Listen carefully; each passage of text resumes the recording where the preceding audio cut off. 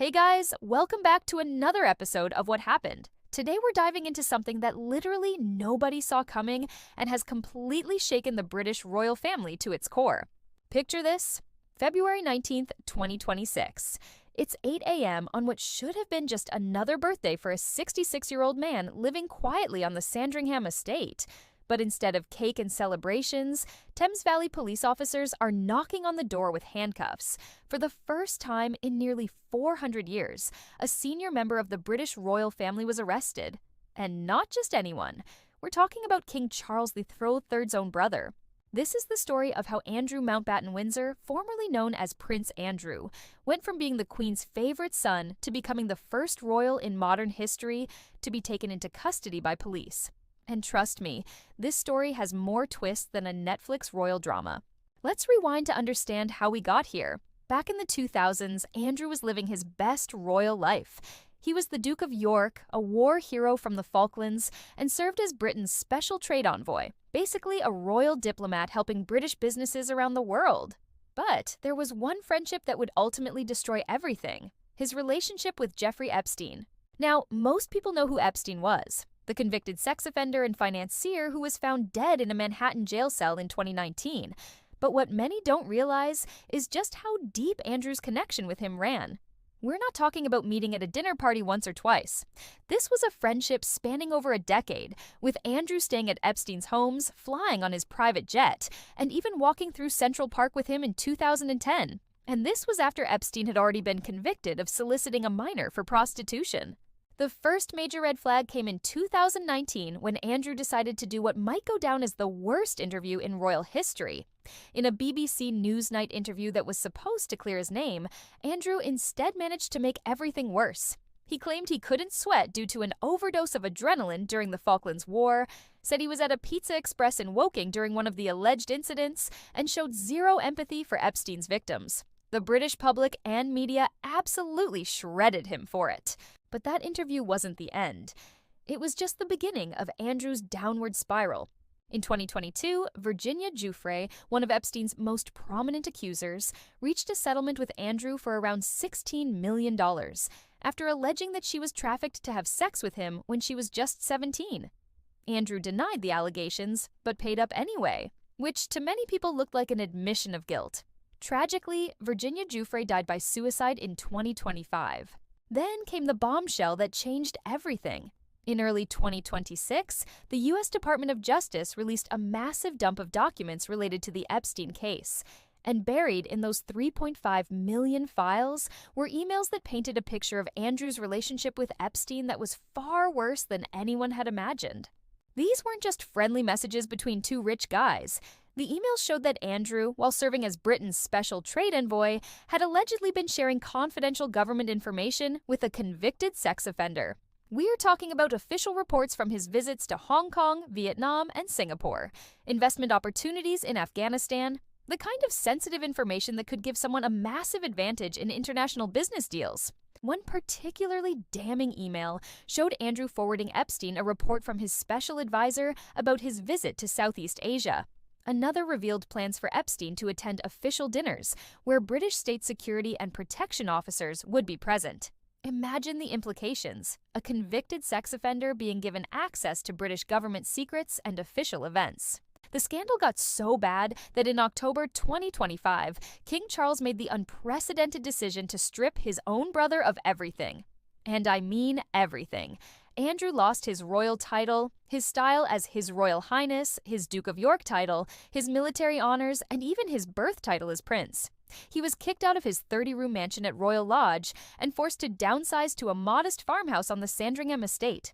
From that moment on, he was simply Andrew Mountbatten Windsor, a regular citizen with a very irregular past. But here's where the story takes another dramatic turn. When those Epstein files were released in early 2026, an anti-royal organization called for police to investigate whether Andrew had committed misconduct in public office, a charge that in Britain can carry up to life in prison. Thames Valley Police initially said they were just assessing the claims, but as they dug deeper into those emails and documents, they clearly found something that warranted criminal investigation. So on February 19th, 2026, Andrew's 66th birthday, because apparently the universe has a sense of irony, police officers arrived at Wood Farm on the Sandringham estate at 8 a.m. sharp. Picture this.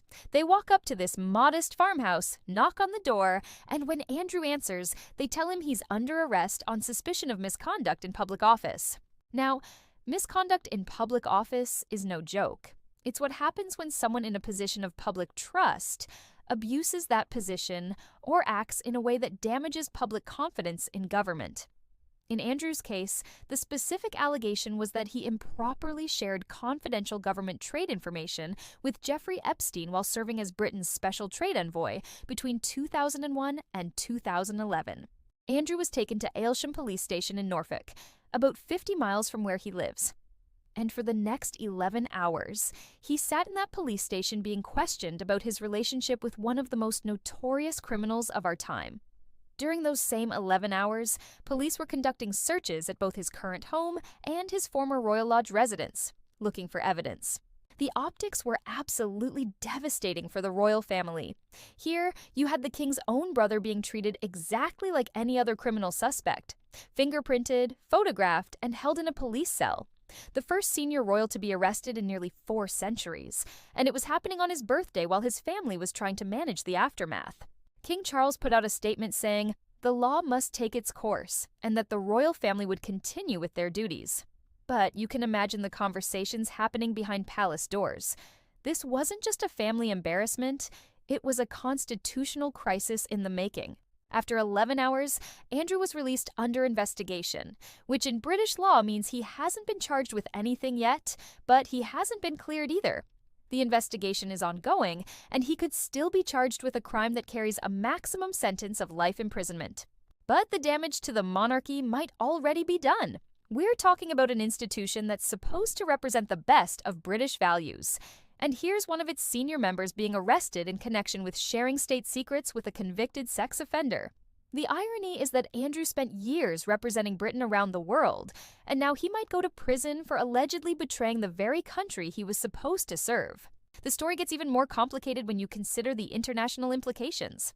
President Trump, speaking from Air Force One, called it a shame and very sad for the royal family.